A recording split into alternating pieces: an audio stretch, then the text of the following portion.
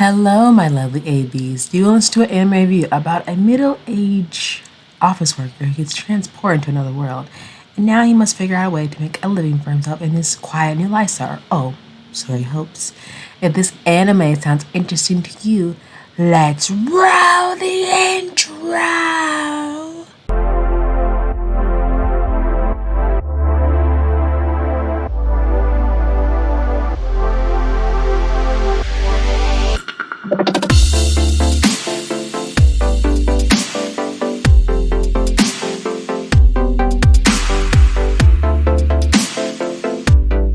Welcome back to another anime review, and here I'm reviewing the daily life of a middle-aged online shopper in another world.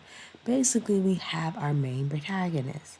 Illustrator Kenichi finds himself summoned to another world. Despite arriving in an unfamiliar land, he realized he can still connect to an online shop named Shangri-La, which he frequents back in Japan, or to order almost anything. Not long after, Kenichi comes across a town and using Shangri-La decides to become a merchant in the settlement. By selling products from Earth, he's quickly able to make a living for himself while gaining acquaintances and the attention of local companies.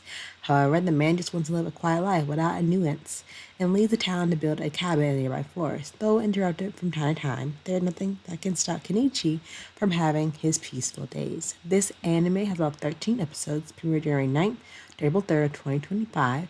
Based off a manga series, genre is fantasy, theme is horror and isekai, each episode is 20 minutes, and it's rated PG-13. Now, what I really like about this anime that it's like a good slice of life with a good story development, good world building, but overall, things to consider may the setup of the story may give people mixed feeling, and I think I can see that aspect from the norms of like a typical isekai society, how it normally flows. I feel like this M isn't just simply focused on the harm or the fan service or really the slice of life. I think it's just a mix of those things. And I think although this show might be more for the boys because the harm aspect, but overall, I think it appeals more to those who are not phased by the harm aspect, but also the characters aren't so bland, so they're not so wishy-washy that you tend to focus on some of them versus not the other ones. But overall, I think this particular isekai, is okay. Like, it's not at the typical of the pedestal of other isekai, especially with the harm aspect. But overall, it's not as though the story is completely lost. The story is still there, but there are some aspects that still reel in that harm aspect of the anime. But overall, it's a good series to watch.